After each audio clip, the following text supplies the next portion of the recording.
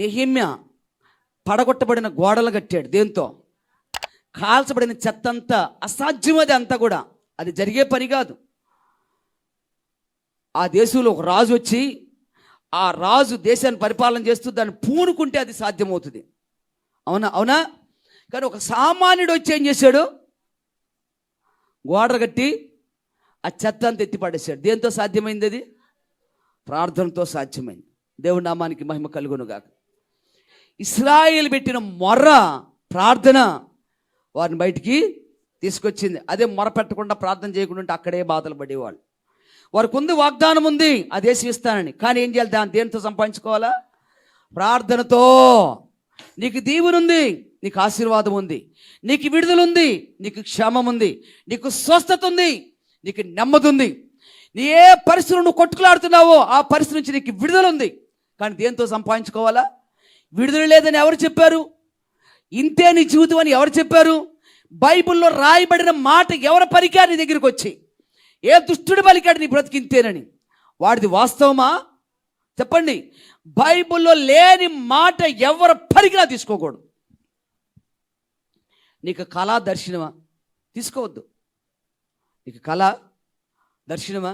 జ్యోతి నీ బ్రతికింతే అని చెప్పి చెబితే ఏం చేయొద్దు. బైబిల్ ఎక్కడన్నా రాసిందా నీ బ్రతికింతేనని? చూపించు అని అడుగు.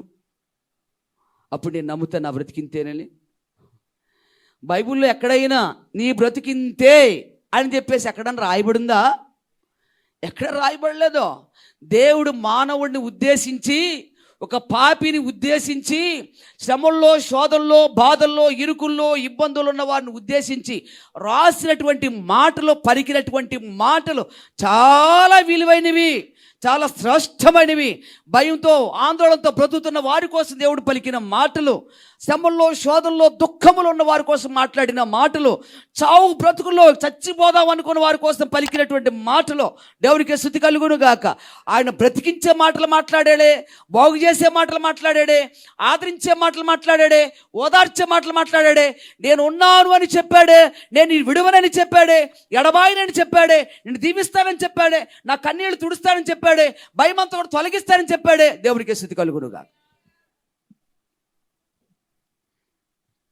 అర్థమైందా? నీ గర్భఫలాన్ని, నీ భూఫలాన్ని, నీ చేతి పనులను, అర్థమైందా? నీ చేతి పనులన్నీ దీవిస్తాను. నీ గర్భఫలాన్ని దీవిస్తా, నీ భూఫలాన్ని దీవిస్తా, నీ కలిగిన సమస్తాన్ని కూడా ఏం చేస్తాను? నేను దీవిస్తా, ఆశీర్వదిస్తాను.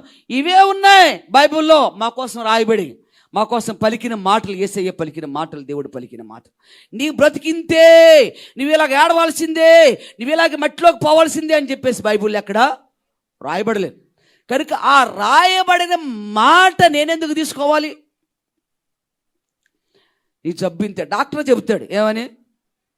నీకు స్వస్థత రాదు అని. బైబిల్ ఏం చెబుతుంది? నేను స్వస్థపరచు యెహోవాను అని చెప్పేసి దేవుడు చెప్తున్నాడు. దేవుడి నామానికి మహిమ కలుగును గాక. Praise lord. హల్లెలూయా. మరి నీకు రోగం తగ్గదని ఎవరు చెప్పేది? ఎవరి మాట వినాలి? ఎవరి మాట వినాలి చెప్పండి? దేవుని మాట వినాలి. అవునా? దేవుడు నేను స్వస్థపరిచేహో అని అంటాడు. స్వస్థపరచగలిగే శక్తి ప్రభువుకు ఉందని చెప్పేసి బైబిల్లో రాయబడింది. రెండోదిగా ఆయన గాయాల్లో స్వస్థత ఉంది అని దేవుడు చెప్పాడు. కనుక ప్రతి సమస్యకు, ప్రతి శోధనకు విడుదల దేవుడు ప్రకటన చేశాడు. అవునా?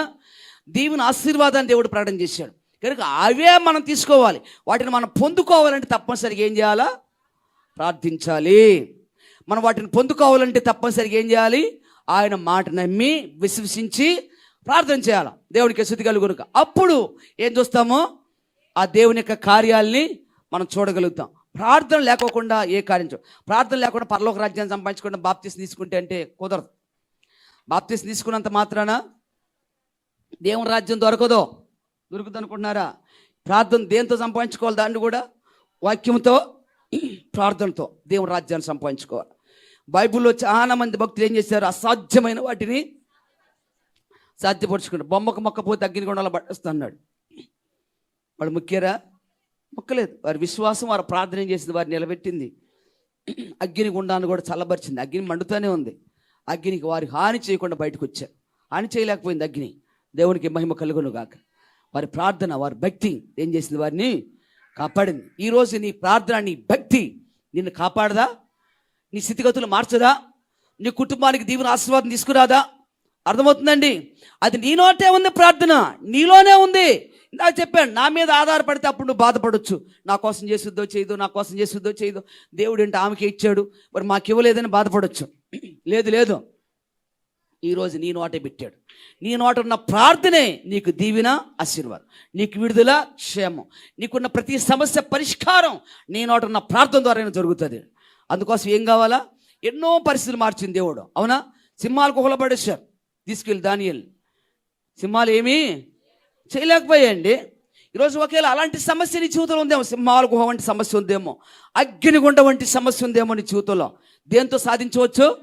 ప్రార్థనతో, వాక్యముతో దాన్ని చేయించవచ్చు. దాటలేనిది, ఈదలేనిది ఏదైనా నీ జీవితంలో ఉందేమో. ప్రార్థనతో, విశ్వాసం దాన్ని దాటవచ్చు, ఈదొచ్చు. దేంతో?